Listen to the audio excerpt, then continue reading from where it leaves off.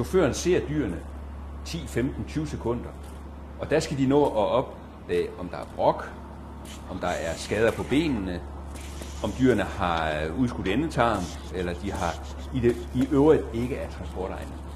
Og det er umuligt. På den måde så skal chaufføren med det ansvar, han har i dag, mange gange gå ud og være klogere end dyrlægen. Og det giver simpelthen ikke mening i forhold til de uddannelser, de har.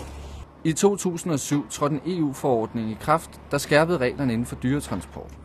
I praksis betyder reglerne, at chaufførerne nu deler ansvaret med landmændene for, at dyrene, der går ombord i lastbilerne, er egnet til transport.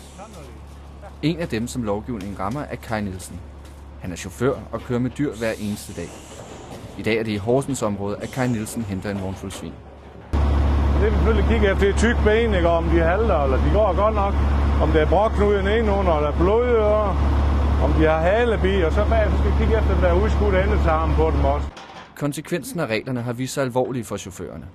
I en lang række sager er det nemlig chaufførerne på dyretransporterne, der sigtes, hvis der har været dyr ombord, der efterfølgende har vist sig ikke at være egnet til transport.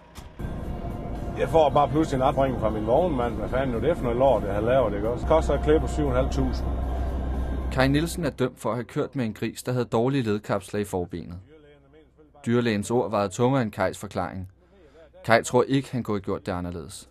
Jamen altså, dyrlægerne mener selvfølgelig bare, at jeg skulle holde bedre øje, ikke også? Men nu ved jeg, der er de kommet ud, ikke også? Og de er blevet hejst op med min gamle trailer. Og jeg ser ikke noget, der går i bil eller går i læsserne. Jeg ser ikke noget, der går på bilen. Jeg ser ikke noget, der den går af bilen. Men de ser det på slagteriet, inden den kommer ret langt op. Ja. Så er det det. Jakob Formann er advokat og har mange års erfaring med transportlovgivning. Han er ikke imponeret over den nuværende indretning af reglerne. Jamen, loven er desværre et makværk, fostret af nogle slemme sager, vil jeg sige, men samtidig fostret af politikernes evige trang til at demonstrere handlekraft, når sager opstår. Altså man har pålagt en gruppe et ansvar, som gruppen ikke kan have, simpelthen. Og man har givet dem nogle arbejdsvilkår, som er fostret inde i politikers hoved. Og derfor er det også helt naturligt at lægge ansvaret der, således at det er landmanden, der ligesom har ansvaret for det her. Er det overhovedet det værd? Gider man overhovedet det her Randers Hotel? Ikke også? Og uanset næsten hvor meget du passer på, og hvor mange billeder og alverdens ting vi får uddelt, og sådan nogle må du tage med, og den må du ikke tage med. Og mange gange problemet er i det er jo en vurderingssag. Der er ingen brok, der er ingen blodører, der er ingen udskudt endetarm, der er ingen halebid. Og sådan som jeg kan se det på siden, der, ikke også, jamen, så er der heller ingen halvtid. Hverken springhalt eller støttehalt. Men så er det bare samtidig, når vi kommer så på slagteriet, så er det jo en anden historie. Hos chaufførernes erhvervsorganisation, Dansk Transport og Logistik, er man også uforstående over for den nuværende lovgivning. Ifølge dem stilles der urimelige krav til chaufførerne. Altså sådan som det er nu, så skal de næsten være dyrlæger. Og det synes vi er i overkanten. De har nogle rigtig gode uddannelser. Faktisk har vi i Danmark de længste uddannelser. Hos DTL arbejder man på EU-niveau for at få ændret lovgivningen. Der skal simpelthen være en retssikkerhed for chaufførerne. Men så handler det faktisk også om dyrevelfærd. Altså den gris, der kommer halvdelen ud af bilen, skulle sådan set aldrig nogensinde have været med. Og hvem kan så se på den, om den nogensinde skulle have været med? Og der må vi så sige, at der er chaufføren, han skal i højere grad sikre dyrevelfærden end så mange andre, og det er måske ikke den rigtige person. Lovgivningen og befolkningens opfattelse af dyretransporter betyder ifølge DTL, at mange chauffører dropper erhvervet, fordi de føler sig stresset og jaget. Jamen, chaufførerne bliver først og fremmest straffet i høj grad. De får en masse bøder, nogen får nogle klip, og så giver det en stress på arbejdspladsen. Det er ikke at vide, at man har gjort noget rigtigt, selvom man har gjort sig umage at køre afsted med den der risiko hele tiden. Det er nemlig sådan, at alle transporter bliver kontrolleret. Og kigger man igen på instrumentet, altså hvorfor skulle han tage et dyr med, der halter? Han er timelønnet, han får ikke noget ud af det. Hvorfor skulle man tage dyret med, når man ved, at man bliver kontrolleret, og man meget nemt får 5.000 kroner i bøde, måske plus i klip?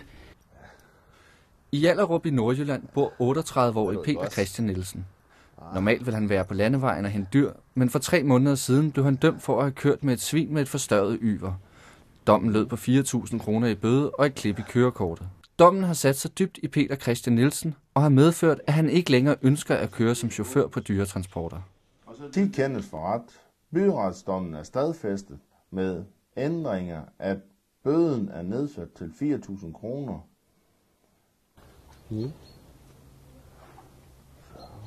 Det betød, at jeg synes, min ære, den blev krænket. Og jeg synes, at retssikkerheden i Danmark, den var lige 0 i de dage efter den der. For jeg synes simpelthen, at den var så uretfærdig.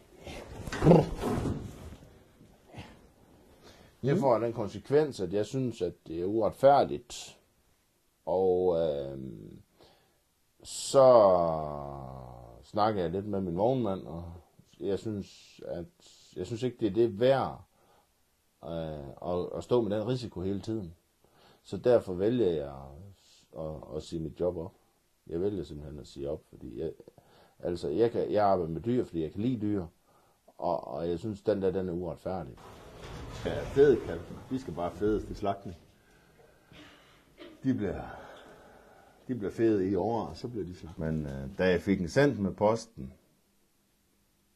bøden, der havde jeg godt nok skidt mig selv. Der følte jeg godt nok, at jeg ingenting kunne. Det gjorde jeg. Der følte jeg følte sådan set hele verden, for jeg synes virkelig, det var ufair. Det må jeg ærligt om. Mens Kai Nielsen fortsat kører videre på trods af reglerne, håber Peter Christian Nielsen på en lovændring, så han igen kan komme ud og køre med dyrene. Hvis det blev sådan, at landmanden havde det fulde ansvar for dyr under transport, så altså hvis vi kunne lave det om i morgen, så tror jeg købte dyr igen i morgen.